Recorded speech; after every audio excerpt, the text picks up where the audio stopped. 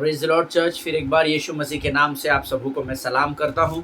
प्रभु का धन्यवाद दे प्रियो, क्योंकि परमेश्वर ने फिर एक बार समय यह दिन मेरे और आपके जीवन में लेकर आया और इस समय परमेश्वर हमारे मध्य में है और मैं प्रभु का धन्यवाद देता हूँ। चाहे दिन हो, चाहे रात हो, चाहे कोई भी पहर क्यों ना हो, परंतु वचन कहता है जब जब हम यहोवा को स्मरण करते हैं तब तब यहोवा हमारे साथ होता है। हालेलुया। इस समय भोर का समय है और सब तरफ चारों ओर शांति ही शांति है और ये मेरे लिए ये सही समय है कि मैं वचनों की सेवकाई को आप तक पहुंचा सकूं। कोई भी डिस्टर्बेंस नहीं है। मैं अपने एक छोटे से झुंड को इन दिनों में पढ़ा रहा हूं कि अपने आप को परमेश्वर की उपस्थिति में या परमेश्वर की वाणी को सुनने के लिए कैसे तैयार करें। मैं उसमें का एक जो सिद्धांत मैंने उनको पढ़ाया है वो ये है कि अपने आप के लिए एक ऐसे विशेष जगह को और ऐसे विशेष स्थान को सुन ले जहाँ पर शांति हो, आपको कोई डिस्ट्रैक्ट या डिस्टर्ब करने वाला ना हो, और तब उस शांत समय पर, शांत स्थान पर जब बैठकर आप यहोवा की स्तुति और महिमा करेंगे, वो एक तरीका है जब यहोवा आपसे बात करता है। हालेलुया। प्रियो, परमेश्वर हमसे लगातार बात करता है, लेकिन संसार की चकाचौंध और शरीर की अभिलाषाओं को पूर्ण करने में हमारे चारों ओर इतना इतना डिस्टर्बेंस डाल दिया गया है शैतान की ओर से कि हमको प्रभु की वाणी, परमेश्वर की आवाज़ सुनाई नहीं देती है। आमीन। प्रियो, परमेश्वर का धन्यवाद हो कि प्रभु ने हम सबों को वचनों के द्वारा हमेशा तैयार किया है, हमेशा हमें निराशाओं से बाहर निकाला है। इसलिए हम प्रभु का धन्यवाद दें। और आज फिर एक बार इस सुंदर सुबह के भोर के समय में यहोवा हमारे मध्य में है, ताकि हम उसकी वाणी को सुन सके और जो बातें प्रभु हमें सिखाता है उसके द्वारा हम औरों के लिए आशीष का कारण बन सके। हालेलुया। प्रियो, परमेश्वर का धन्यवाद हो। पिछले कुछ दिनों से कैसे अपने आत्मिक दानों और वरदानों को हमको लोगों में पहुंचाना है, लोगों में बांटना है, इस विषय में हम लोग अध्ययन और मनन कर रहे हैं। और मैं प्रभु यहोवा का धन्यवाद देता हूं कि बहुत सारे लोगों तक प्रभु उन वचनों को पहुंचा रहा है और लोगों के जीवन में यहोवा की वाणी कार्य कर रही है। और आज भी प्रभु फिर एक बार भेद की बातों को लेकर हमारे मध्य में आया है और हम आज कुछ भेद की बातों को प्रभु से प्रकट करेंगे। और मैं चाहता हूं कि इस समय हम सब अपने अपने पवित्र शास्त्र निकाल लें। आप भले ही किसी भी समय, ये हो सकता है आप दिन के समय में अपने ऑफिस में, अपने घरों में, कहीं पर भी इस वचन को सुन रहे हो, लेकिन ये समय है जब आप वचन को सुनते हैं तो पूरी एकाग्रता के साथ, पूरे कंसंट्रेशन के साथ जब आप वचनों का अध्ययन और मनन करते हैं, परमेश्वर आपसे सीधे बात करता है। हालेलुया। सो आइए प्रियो, आज इससे पहले कि हम प्रभु से वाणी को प्राप्त करें, हमने कुछ वचन आज पढ़ने हैं फिर एक बार परमेश्वर के पवित्र शास्त्र से, जो हमारी भलाई का और आशीष का कारण बनता है। भजन संहिता उसका 91 अध्याय, उसके 9, 10, 11 3 वचनों को हम पढ़ेंगे। भजन संहिता 91 उसके 9, 10 और 11 वचनों को। Psalms 91 verses 9, 10 and 11 we are going to read. हम हिंदी में इसको पढ़ेंगे। वचन कहता है, हे यहोवा, तू मेरा शरण स्थान ठहरा है, तूने जो परम प्रधान को अपना धाम मान लिया है, इसीलिए कोई विपत्ति तुझ पर न पड़ेगी, न कोई दुख तेरे डेरे के निकट आएगा, क्योंकि वह अपने दूतों को तेरे निमित्त आज्ञा देगा कि जहाँ कहीं तू जाए वे तेरी रक्षा करे। हालेलुया। ये प्रभु का वचन है प्रियो, और मेरा विश्वास है ये भजन संहिता 91 हम सब जानते हैं। हालेलुया। यहाँ पर वचन कहता है, हे यहोवा, तू मेरा शरण स्थान ठहरा है, तूने जो परम प्रधान को अपना धाम मान लिया है, इसीलिए कोई विपत्ति तुझ पर न पड़ेगी। अब देखिए 9वां वचन कहता है, हे यहोवा, तू मेरा शरण स्थान ठहरा है। ये पढ़ने को एक बहुत ही साधारण वचन है, लेकिन इसको बड़ी गहराई से या गंभीरता से आप जब अध्ययन करेंगे तो यहाँ पर भजन का लिखने वाला कहता है, हे यहोवा, तू मेरा शरण स्थान ठहरा है। क्या सच में आज यहोवा आपका शरण स्थान है क्या? आप अपने आप से ये प्रश्न पूछना।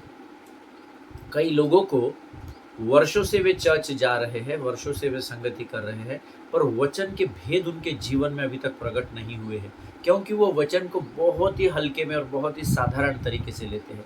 वचन यहाँ कहता है, यहोवा मेरा शरण स्थान ठहरा है। अब लोग ये कहते हैं मुझसे कि ब्रदर, यहोवा हमारा शरण स्थान है, हमारे जीवन में फिर भी दुख है, कोई बदलाव नहीं है, हमारे शरीर का दर्द हमको मालूम है, बिना गोली लिए हम जीवित नहीं रह सकते हैं और ऐसी कई बातें मेरे पास आती है ब्रदर, हमने बहुत कोशिश की अच्छा जीवन जीने की, फिर भी हमारे घर में रिश्ते बराबर नहीं जुड़ने पा रहे हैं, ऐसा है वैसा है। लेकिन जब मैं उनसे गहराई में उन लोगों से बात करता हूँ तो मुझे पता चलता है कि एक्चुअली उन्होंने यहोवा को अपना शरण स्थान माना ही नहीं है। हालेलुया। देखिए, बपतिस्मा ले लेने से, डूब का पानी का बपतिस्मा ले लेने से, उद्धार प्राप्त करने से ज़रूरी नहीं कि आप यहोवा को अपना शरण स्थान मान ले। आमीन। आपने यहोवा पर विश्वास किया, आपने यीशु मसीह और पवित्र आत्मा पर विश्वास किया, वो विश्वास करने के द्वारा आपने उद्धार तो पा लिया, लेकिन जब आपके जीवन की परिस्थितियां विकट हुई तो आपका शरण स्थान कई बार बदल गया। हालेलुया। और मुझे विश्वास है मैं यहाँ पर आप में से बहुत सारे लोगों से बातचीत कर रहा हूँ। अब आप कहेंगे कैसे बदल गया, हम तो हर संडे चर्च जाते हैं, हम तो क्रूसेड्स अटेंड करते हैं, हम तो आराधना में अगुवाई भी करते हैं, हम आराधना का भाग है, हम वचन की सेवकाई भी करते हैं, हम रोज़ वचन सुनते और पढ़ते भी है। देखिए, वचन को सुनना और पढ़ना अनिवार्य है, कंपलसरी है, लेकिन उस पर चलना उससे बड़ी गंभीर बात है। हालेलुया। जो लोग यहोवा को अपना शरण स्थान मानते हैं वो अपने जीवन की हर बात में पहला आदर यहोवा को ही देते हैं। हालेलुया। आज फॉर एग्जाम्पल मैं बीते दिनों में किसी से बात कर रहा था और वो मुझे बता रहे थे कि उनको जोड़ों का दर्द है, मीन्स वो आर्थराइटिस है, पाँव में दोनों आर्थराइटिस है, घुटनों में, और बिलीवर है और बहुत सारे इलाज वो कर चुके हैं, अपने घुटनों में वो इंजेक्शन्स ले चुके हैं और बहुत सारे हॉस्पिटल्स और बड़े बड़े हॉस्पिटल्स में वो जा चुके हैं। किसी ने उनको कहा कि आप इस डॉक्टर के पास जाइए, उस हॉस्पिटल में जाइए, उन्होंने सब कर लिया, बहुत सारा पैसा लगा दिया, फिर भी उनका दर्द कम नहीं हो रहा है, दिन प्रतिदिन बढ़ रहा है और उसके लिए उनको दिन में 5 पेन किलर खानी पड़ती है वो अंकल को। उसके बाद वो कहते हैं कि तब मुझे रात को थोड़ी बहुत नींद आती है। 5 pain killer daily, how dangerous it is to eat 5 pain killers every day. हम सब मेडिकल इस बात को जानते हैं। हालेलुया। पेन किलर जो होता है वो SOS टैबलेट होती है ना, इमरजेंसी में खाने के लिए, लेकिन वो बोलते हैं मुझे 5 पेन किलर दिन में खानी ही पड़ती है। जब मैं उनसे इस विषय में बात कर रहा था, उम्र बहुत है, uncle is around now 72-73 years of as.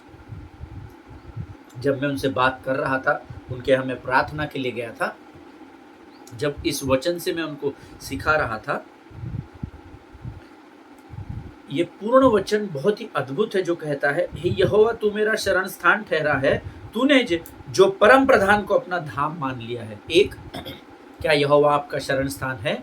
दूसरा, क्या आप यहोवा को अपना सब कुछ मानते हैं, अपना धाम मान लेते हैं कि इसके अलावा मेरे पास और कुछ नहीं है? आमीन। जब मैं इस वचन पर वो अंकल से बात कर रहा था, परमेश्वर की आत्मा उनसे बात कर रही थी और वो रोने लगे और उन्होंने कहा, ब्रदर मैंने बहुत कोशिश की लेकिन मेरा दर्द नहीं जाता है, तो फिर मुझे यहाँ वहाँ जाना पड़ता है। मैं बहुत कोशिश की, मैंने प्रभु से प्रार्थना की, ये किया वो किया, बहुत सारी बातें। और मैंने उनसे एक बहुत ही साधारण सवाल पूछा, क्या अंकल आप पवित्र शास्त्र रोज़ अध्ययन करते हैं? तो उन्होंने कहा हाँ मैं रोज़ पढ़ता हूँ। तो मैंने कहा नहीं अंकल, आपने मेरी बात सुनी नहीं। मैंने आपसे पूछा क्या आप पवित्र शास्त्र का अध्ययन करते हैं, क्या पढ़ते हैं, ये मैं नहीं पूछ रहा, आप पढ़ते हो ये मैंने आपसे प्रश्न नहीं पूछा, क्या आप अध्ययन करते हैं क्या? उन्होंने पहली बार वो कहते हैं मुझे यह प्रश्न किसी ने पूछा और उन्होंने कहा अध्ययन का मतलब क्या होता है? जिनके सुनने के कान हो वो सुन ले कि प्रभु का आत्मा क्या कहना चाहता है। आमीन। प्रियो, 73 ईयर्स ऑफ एज जिनकी जनरेशन्स पूरी मसीही में हैं, वो एट द एज ऑफ 73 मुझसे पूछते हैं, वो अपने चर्च के बोर्ड मेंबर है, वो शायद ट्रेजरर या कुछ तो भी है। वो अंकल मुझे पूछ रहे थे अध्ययन का अर्थ क्या होता है। आमीन। At the age of 73। हालेलुया। देखिए, वचन केवल पढ़ना इनफ नहीं है कि फॉर्मेलिटी करके आपने वचन पढ़ लिया। क्या आप परमेश्वर के साथ अपने समय को बिताते हैं? लोगों को लगता है हमने गाने गा लिए हो गया, हमने क्रूसेड अटेंड कर लिया हो गया, हमने संडे सर्विस अटेंड कर ली हो गया, हमने सुबह एक बार रात को एक बार बाइबल पढ़ लिया। नहीं, this is not enough. We are in end days, हम अंतिम दिनों में हैं। शैतान हमें हर प्रकार की तकलीफ देने को तत्पर है। हमको प्रभु का अध्ययन करना पड़ेगा, उसके वचनों का अध्ययन। प्रभु के वचन का अध्ययन करने का अर्थ होता है परमेश्वर के साथ संगति करना। हालेलुया। क्योंकि जब हम वचन का मनन और अध्ययन करते हैं तो हमारा संबंध यहोवा से बढ़ता चला जाता है। और इसीलिए यहाँ पर वचन कहता है कि तू मेरा शरण स्थान ठहरा है, जो परम प्रधान को मैंने अपना धाम मान लिया है, इसीलिए अब कोई विपत्ति मुझ पर न पड़ेगी। हालेलुया। हमने प्रभु को उद्धारकर्ता मान लिया है, पर धाम बहुत कम लोगों ने माना है। बहुत लोग उसके शरण में बहुत कम बार जाते हैं। लेकिन जब दिन प्रतिदिन आप संसार की बातों को जैसे बिना भूले अपने जॉब्स पर जाते हैं, बिना भूले खाना खाते हैं, नहाते हैं, कपड़ा पहनते हैं, रोजमर्रा की जीवन की सारी बातें रोज करते हैं, वैसे ही बिना भूले आपको यहोवा की संगति करना बहुत बहुत बहुत जरूरी है। हालेलुया। अगर आप यहोवा की रोशनी को अपने जीवन में देखना चाहते हो, उसकी महिमा को अपने द्वारा प्रकट होता हुआ देखना चाहते हो, तो आपको यहोवा को अपना धाम मानना बहुत जरूरी है। हालेलुया। आपको यहोवा की संगति में बने रहना बहुत जरूरी है। आपको यहोवा के साथ समय बिताना बहुत अधिक जरूरी है। जितना अधिक आप यहोवा के साथ समय बिताएंगे, उतना परमेश्वर आपसे वायदा करता है तब कोई भी विपत्ति तुझ पर न पड़ेगी और ना कोई दुख तेरे डेरे के निकट आने पाएगा। हालेलुया। जिनके सुनने के कान हो वो सुन ले। केवल आपकी सुविधा से अगर आप परमेश्वर के साथ लगे हुए हैं तो परमेश्वर आपके जीवन में कार्य नहीं करने पाएगा प्रियो। क्योंकि परमेश्वर कहता है जो मुझे अपना धाम मानता है, जो मुझे अपना शरण स्थान मानता है, मैं उसके जीवन में किसी भी विपत्ति को उसके डेरे के निकट नहीं आने दूंगा। हालेलुया।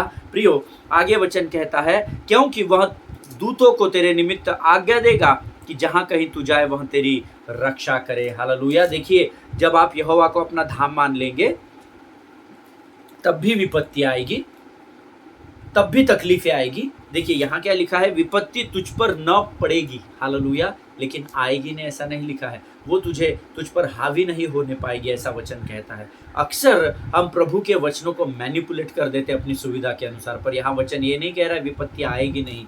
वचन कहता है विपत्ति तुझ पर पड़ेगी, लेकिन विपत्ति तुझ पर न पड़ेगी। अर्थात विपत्ति तेरे जीवन में आएगी, लेकिन वो विपत्ति तेरे दुख का कारण नहीं बनने पाएगी। हालेलुया। लेकिन हम क्या करते हैं, विपत्ति को आता देख हम संसार की ओर भागते हैं, परंतु प्रभु चाहता है हम यहोवा की ओर अपने ध्यान को लगाएं, क्योंकि वो हमारा शरण स्थान और गढ़ ठहरा है। हालेलुया।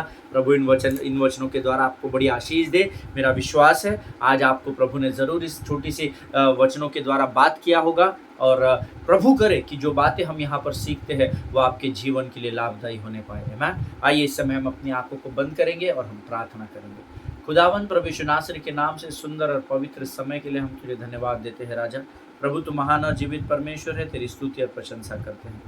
प्रभु, तू ही हमारा शरण स्थान और तू ही हमारा धाम है। यहोवा, हमारे पास तेरे अलावा और कुछ नहीं है। प्रभु जी, आज के सुंदर और पवित्र दिन में फिर एक बार हम अपने आप को तेरे चरणों में समर्पित करते हैं। राजा, अपने शरीर, प्राणात्मा और बुद्धि को तुझे सौंपते हैं। प्रभु जी परमेश्वर पिता, हम प्रार्थना करते हैं उन तमाम लोगों के लिए जिन्होंने आज हमारे लिए प्रार्थनाएं की, तो उनमें से हर एक को आशीष दे परमेश्वर पिता, उनकी ज़रूरतों को पूर्ण कर। हम फिर एक बार उन सबों को स्मरण करते हैं जिनकी प्रार्थना की विनतियाँ हम तक पहुँचाई गई है। राजा प्रभु, हम उन्हें नहीं जानते, परंतु परमेश्वर पिता तू उन्हें नाम बनाम जानता है। प्रभु, तेरी इच्छा और योजनाओं को उनके जीवन में पूर्ण करता, कि वो हर एक परिवार जिनकी प्रार्थना की विनतियाँ हम तक आई है राजा, वो हर एक परिवार परमेश्वर पिता हमारे जीवनों के लिए हमारे जीवनों के लिए आशीष का कारण बन पाए। और जब हम उनके लिए प्रार्थना करते हैं प्रभु, तो हमारे प्रार्थना के प्रभाव से उनके जीवन में बहुत बड़े बड़े कार्य होने पाए। राजा प्रभु, मनुष्य केवल योजनाएं बनाता है, परंतु उनका उत्तर देने वाला परमेश्वर तू है। राजा, उन सबों को स्पर्श कर। प्रभु, आज जो वचन तू हमारे मध्य में लेकर आया है, उसे समझने के लिए लगने वाली शक्ति, सामर्थ और बल से भरकर प्रदान कर। अपने आप को यीशु मसीह के लहू में डुबोते हैं, आगे के संपूर्ण समय को तुझे सौंपते हैं, और इस प्रार्थना को धन्यवाद के साथ यीशु नासरी के मीठे और पवित्र नाम में मांगते हैं। सुन और बड़ी दया से ग्रहण कर। आमीन। आमीन। हालेलुया। फिर एक बार इस YouTube के चैनल पर आप सबों का मैं स्वागत करता हूं। आप दिन प्रतिदिन यहाँ आते हैं और वचनों को सुनते हैं, उसका मनन करते हैं, उसका अध्ययन करते हैं, और मेरा विश्वास है कि आपका वचनों को सुनना यहोवा कभी भी व्यर्थ नहीं जाने देगा। हालेलुया। आमीन।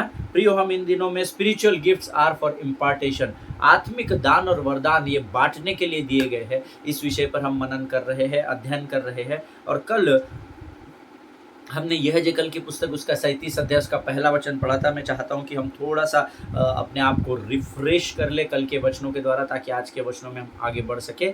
प्रियो, वचन कहता है, यह जकल की पुस्तक उसका 37 अध्याय उसका पहला वचन कहता है, यहोवा की शक्ति मुझ पर हुई और वह मुझ में अपना आत्मा समवा कर बाहर ले गया। हालेलुया। मैंने कल आपको ये बात बताई थी, जब परमेश्वर का आत्मा से आप एक बार भर जाते हैं, व्हेन जब आप प्रभु की आत्मा आपके ऊपर हावी हो जाती है, तब कोई भी कार्य आप लक बाय चांस नहीं करते हैं। किसी भी व्यक्ति से परमेश्वर आपको यूं ही नहीं मिलाता है। किसी भी कार्य को आप ऐसे ही नहीं कर लेते हैं। Hallelujah. Once you carry the anointing of the Holy Spirit और the gifts of the Holy Spirit, एक बार जब आप पवित्र आत्मा का अभिषेक या पवित्र आत्मा के दानों और वरदानों से भर जाते हैं, तो आपके जीवन में कोई भी कार्य कोइंसिडेंस या अकस्मात नहीं होता है। Hallelujah. Everything is controlled by the Holy spirit. Hallelujah. सारी चीजें, सारे स्थान, सारे बातों को पवित्र आत्मा आपके जीवन में नियुक्त करता है। हालेलुया। क्योंकि मैंने आपको उसके रिलेटेड एक बात बताई थी। भजन संहिता 37 उसका 23 वचन कहता है, भजन संहिता उसका 37 अध्याय Psalms 37 वर्स 23 से, मनुष्य की गति यहोवा की ओर से दृढ़ होती है और उसके चलन से वह प्रसन्न होता है। Excuse me. The steps of a good man are ordered by the Lord. Hallelujah. The steps of a good man are ordered by the Lord. Amen. जब हम यहोवा पवित्र आत्मा से भर जाते हैं, तो हम एक भले मनुष्य कहते हैं, एक भले भंडारी कहलाते हैं। और वचन कहता है, एक भले मनुष्य का हर कदम यहोवा की ओर से तय किया जाता है। हालेलुया। आमीन। देखिए, पुराने नियम आप लोगों ने जरूर पढ़ा होगा, ऐसा मेरा विश्वास है। पुराने नियम में परमेश्वर कहता है, मेरी आज्ञाओं का पालन करना, ओबे मी, ऐसा लिखा हुआ है। आमीन। और हम सब इस बात को जानते हैं, कितने जगहों पर ऐसा लिखा है, तू इस आज्ञा का पालन करना, तू उस आज्ञा का पालन करना, ओबे मी, फॉलो माय वर्ड। आमीन। बहुत सारी जगह पर ये लिखा है ओबे मी। एंड जब मैं इसको नए नियम में खोज रहा था, तब वचन ये कहता है, मैं अपनी आत्मा तुम्हें दूंगा और तब तुम मेरी मानोगे। हालेलुया। पूरा देखिए, डिफरेंस समझिए। पुराने नियम में परमेश्वर सीधा कहता है फॉलो मी और ओबे मी, है ना, मेरी आज्ञा का पालन करना। लेकिन नए नियम का परमेश्वर कहता है, मैं पहली आत्मा तुम पर उंडेलूंगा और तब तुम मेरी मानोगे। हालेलुया। अब यहाँ पर पवित्र आत्मा पुराने नियम में नहीं था, हम सब जानते हैं। हालेलुया। लेकिन परमेश्वर का अनुग्रह हम पर रहा कि नई वाचा के लोगों को उसने पवित्र आत्मा एक सहायक के, एक साथी के रूप में दिया। और जब वो हमारे ऊपर आता है, तब वचन कहता है, मैं तुम पर पवित्र आत्मा उंडेलूंगा और तब तुम मेरी मानोगे। हालेलुया। क्या आज आप परमेश्वर की बातों का पालन करते हैं क्या? हालेलुया। इस बात को आप स्वयं पूछना और स्वयं ही उत्तर देना। हम में से बहुत सारे लोगों को मैंने देखा है जो आज या आज तक कई वर्षों से इसीलिए संघर्ष कर रहे हैं, क्योंकि जो आत्मिक दान या वरदान हमारे अंदर डाला गया है, उसे हमने अभी तक कार्य करने की अनुमति नहीं दी है। आमीन। आपके अंदर दान हर उस व्यक्ति के अंदर है जिसने उद्धार को प्राप्त किया है। इस बात को हमेशा ध्यान में रखिएगा। अगर आपने बपतिस्मा लिया है, अगर आपने उद्धार को प्राप्त कर लिया है, तो पवित्र आत्मा के दान और वरदान जरूर आपके अंदर डाले गए हैं। आमीन। लेकिन फिर भी हम इतने वर्षों से संघर्ष कर रहे हैं, क्योंकि हमने उन दानों और वरदानों को नंबर 1 अभी तक पहचाना ही नहीं है, दूसरा हमने अभी तक उसको कार्य करने की अनुमति नहीं दी है। आमीन। So we need to allow God to work in our lives. आमीन। सो हमको क्या करना है? हमको परमेश्वर की आत्मा को अनुमति देनी है कि वो हमारे जीवन के द्वारा कार्य करे।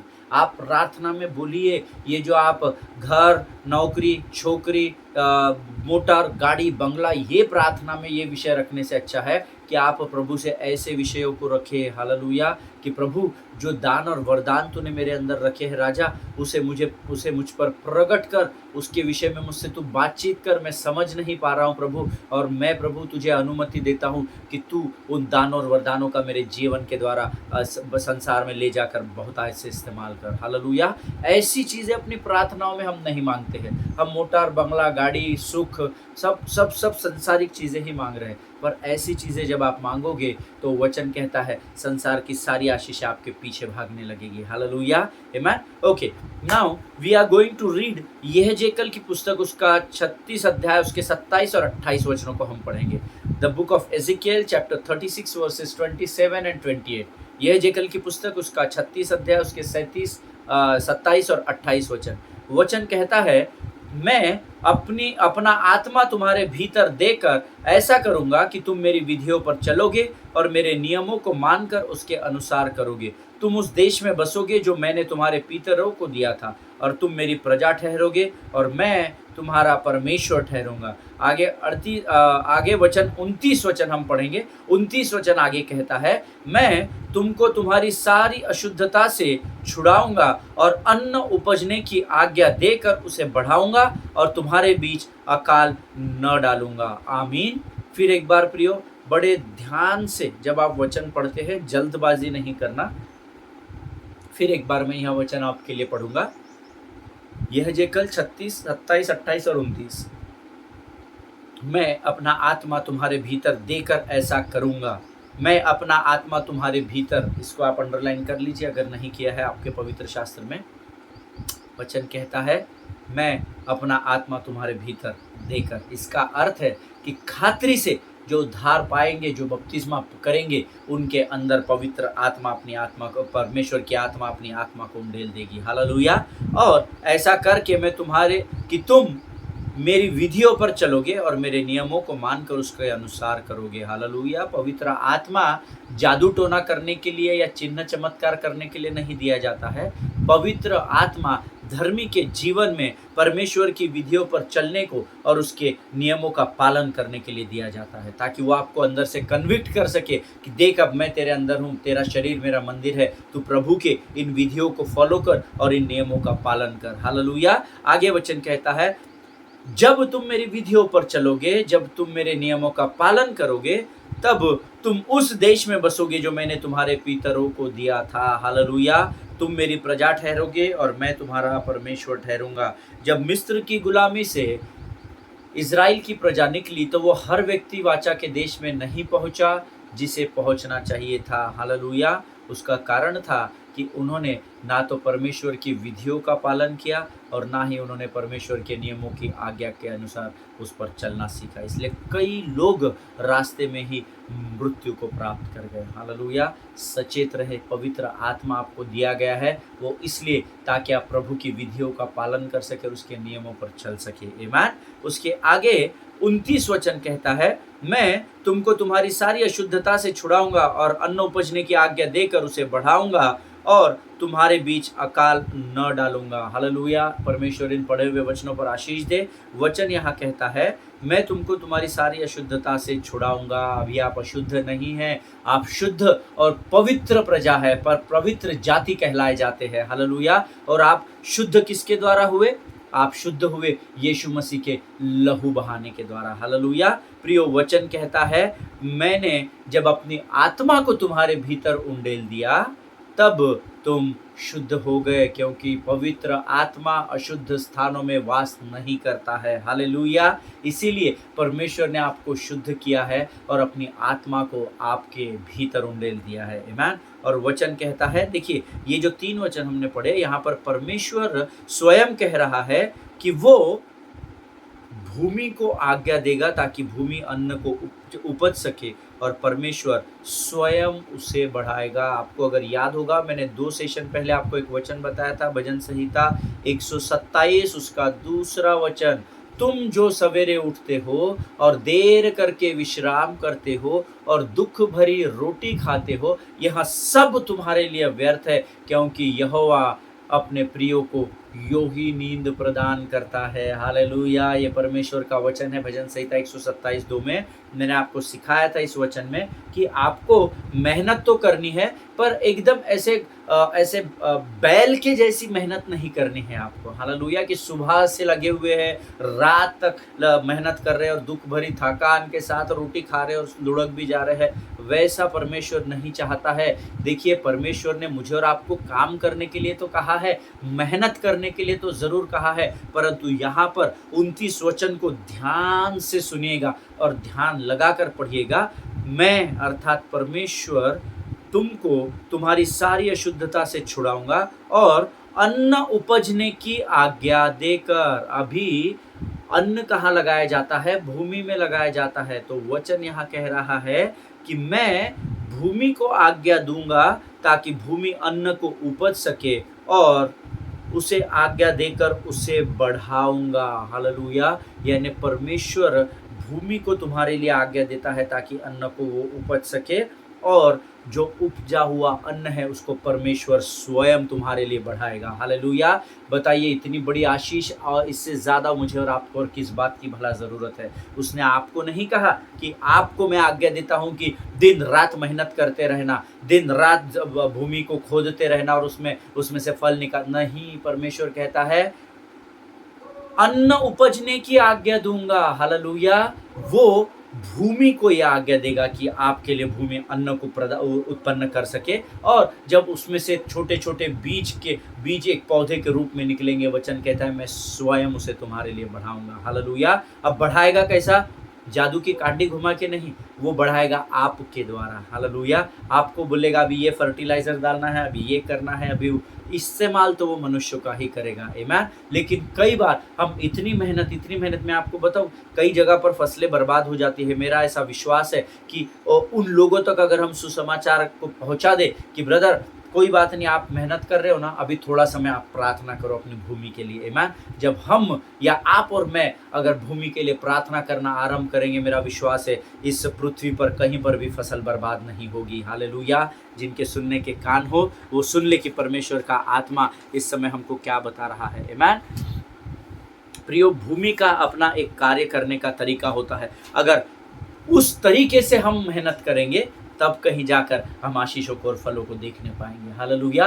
मेरा विश्वास है आज जो वचन हमने अध्ययन किए हैं, ज़रूर परमेश्वर ने इसके द्वारा आपके जीवन में बातें की है। इस समय हम इस अध्ययन को आज यहीं पर रोकेंगे और मैं चाहता हूं कि इस समय हम अपनी आंखों को बंद करेंगे और हम सब दुआ करेंगे। आइए हम प्रार्थना करें। खुदावंद प्रभु यीशु नासरी के नाम से सुंदर और पवित्र समय के लिए धन्यवाद देते हैं। फिर एक बार इन भेदों को प्रकट करने के लिए हम धन्यवाद देते हैं प्रभु कि तू स्वयं वो महान परमेश्वर है जो भूमि को आज्ञा देता है और उस फल को और उस पेड़ पौधों को बढ़ाता है ताकि धर्मी आशीषित हो सके। राजा प्रभु, तेरी महानता के लिए हम धन्यवाद देते हैं प्रभु जी। तेरी इच्छा और योजनाओं को केवल तू ही जानता है परमेश्वर पिता। प्रभु, तेरी योजनाएं धर्मी के जीवन में भलाई को लेकर आती है, हम तुझे धन्यवाद देते हैं। राजा प्रभु, आज के वचनों के द्वारा तूने हमारी सेवकाई की मदद की, हम तेरा लाखों लाख धन्यवाद देते हैं। अब तक तो हमारे साथ बना रहा, इसलिए तेरी महिमा करते हैं। राजा, अपने आप को यीशु मसीह के लहू में डुबो देते हैं और इस प्रार्थना को धन्यवाद के साथ हमारे उद्धारकर्ता जीवित परमेश्वर यीशु नासरी के मीठे और पवित्र नाम में धन्यवाद के साथ मांगते हैं, सुन और कबूल कर। आमीन। हालेलुया। मेरा विश्वास है ज़रूर आज प्रभु ने आपके मन से और हृदय से बात की है। एक दूसरे के लिए प्रार्थना करते रहिए। इन वचनों को ना थोड़ा सा मनन और अध्ययन कर कर आते जाइए। जब आप दूसरे सेशन को ज्वाइन करते हैं, इसके अगले भाग को ज्वाइन करते हैं, तो थोड़ा ये जो आप पिछला भाग होता है ना, इसको थोड़ा पढ़ लीजिए ताकि आपकी कनेक्टिविटी सरल हो सके, आपको समझने की में परमेश्वर सहायता कर सके। हालेलुया। अपने पासवानों के लिए, उनके परिवारों के लिए ज़रूर प्रार्थना करें, एक दूसरे के लिए ज़रूर प्रार्थना करें और प्रभु करे कि जो वचन मैं आप तक पहुंचा रहा हूं वो आप समझ सके। Hallelujah. God bless you all. परमेश्वर आप सबों को आशीष दे।